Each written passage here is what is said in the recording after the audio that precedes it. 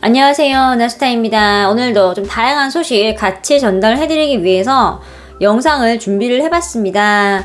다양한 소식 같이 준비되어 있습니다. 토요일이죠. 오전 11시에 뉴스룸에서 임영웅님의 이제 특집 방송이 방영이 됐는데 이게 조금 말이 많은 상황입니다. 좀 정리를 해드릴 거고요. 좀 그 외에도 다양한 소식 같이 전달해드리겠습니다. 바로 시작하겠습니다. 나스타 영상에 구독과 좋아요, 알람 설정 부탁드립니다. 은밀한 뉴스룸에서 이제 임영웅님의 방송이 방영이 됐습니다. 트롯 특집인데 이제 임영웅님의 중심으로 좀 홍보가 됐어요. 보도 자료가 그렇게 낮기 때문에 많은 분들이 시청을 한 걸로 알고 있습니다.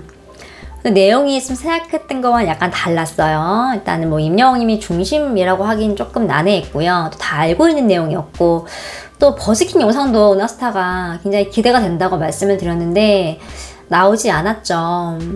좀 찬반 여론이 있어요. 어떤 분 같은 경우는 이렇게 뉴스에서 엄청 크게 홍보해서 많이 나오는 줄 알고 틀었는데 다 알고 있는 내용이었고 새로운 게 없었다. 또 버스킹 장면 굉장히 기대했는데 나오지 않았다. 속상하다. 뭐 이런 분도 있었고, 속상은 했지만 임영웅님 얼굴 봐서 좋았다. 이런 의견이었습니다. 이날 내용을 좀 보면요, 지원이라는 가수분이 나왔어요. 이제 MC가 물어봐요. 임영웅님과 첫 만남 어땠나요?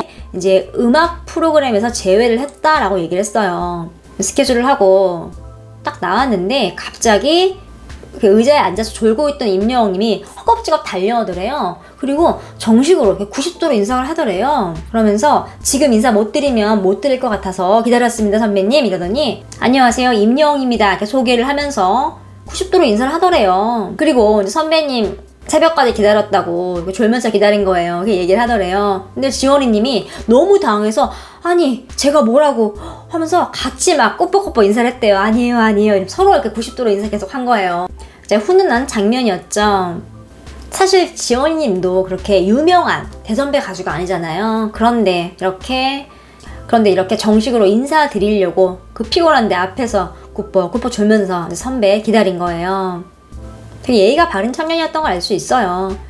지원님도 이 말을 하면서 되게 당황하더라고요. 그때 90도로 인사해서 너무 놀랬다고, 자기도 막 같이 맛인사했다고 이렇게 얘기를 했어요.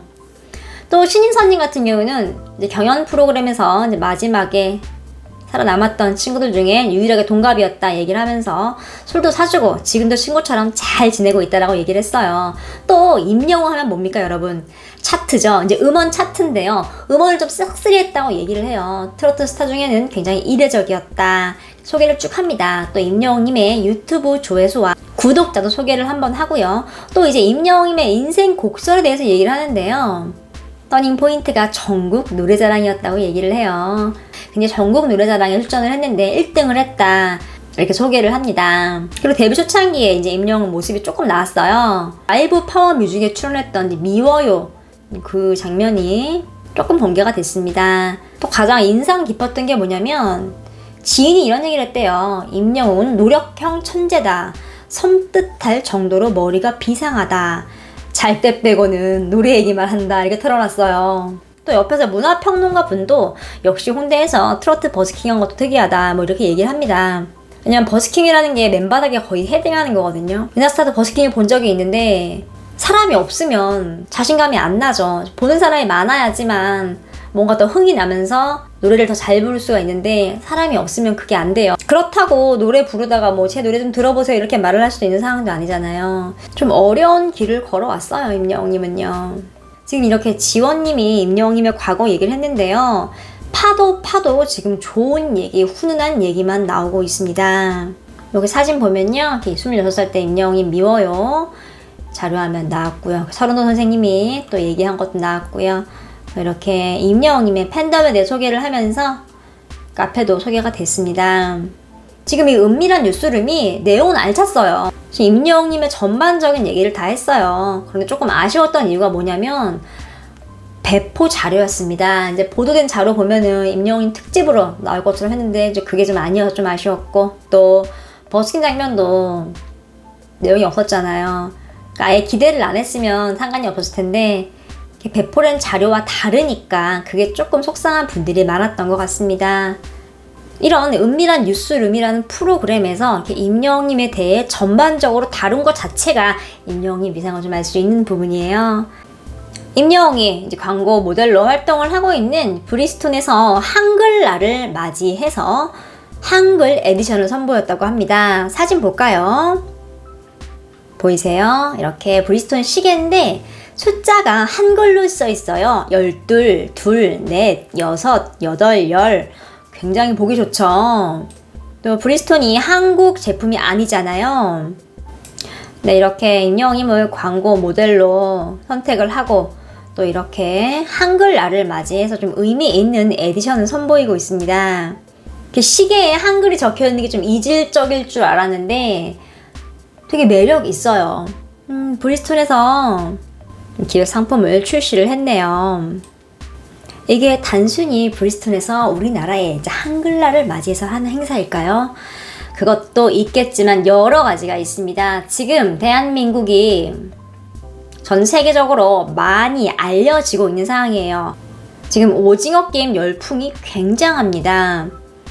너무 뜨거운 상황이에요.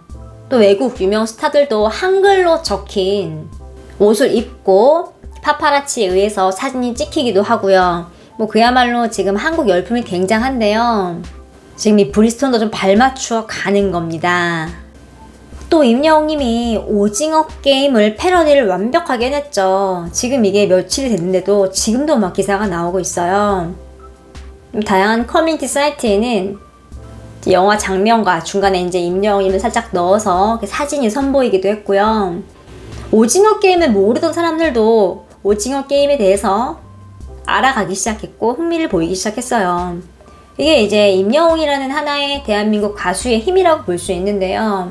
그 오징어 게임에서 출연자 분인데 유리공으로 나오시는 분이 있어요. 유리 전문가 분인데 이분은 아직 오징어 게임을 못 봤대요. 그 이유가 넷플릭스에서 상영을 해서 자신이 출연을 했지만 아직 전편을 보진 못했다 이렇게 얘기를 했대요. 아직은 좀 특정 연령대만 좀 향유하는 문화거든요. 그런데 이제 임영웅님 덕에 오징어 게임에 관심을 갖게 되고 사회 현상과 전반적으로 지금 팬들도 다 이해를 하고 있는 상황이잖아요. 어떤 줄거리인데 하고 이렇게 소재를 파악하게 되고요. 지금 임영웅님이 세대 간의 좀 격차를 좁히는 좀 역할을 하고 있는 겁니다. 단순히 그 오징어 게임 패러디 한 거를 올린 게 아니에요. 굉장히 깊은 뜻이 내재되어 있습니다. 나스타 영상으로 좀 소개를 해드렸는데요.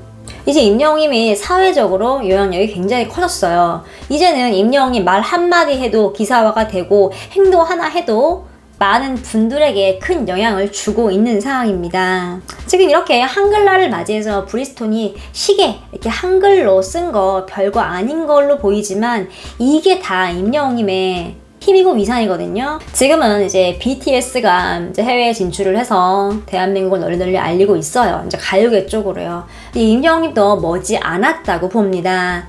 지금 코로나가 나아질 기미가 안 보여서 해외에 나갈 생각은 지금 못하고 있는데 지금 국내 콘서트도 팬미팅 아무것도 못하는 상황이니까요. 좀 이게 종식이 되면은 좀 차근차근 체계적으로 준비를 해서 임영웅님이 해외 활동을 좀 시작하면 굉장히 좋을 것 같습니다. 이게 전 세계인들과 문화가 다르고 언어가 다르고 문자가 다르더라도 이렇게 음악으로 하나가 될 수 있습니다.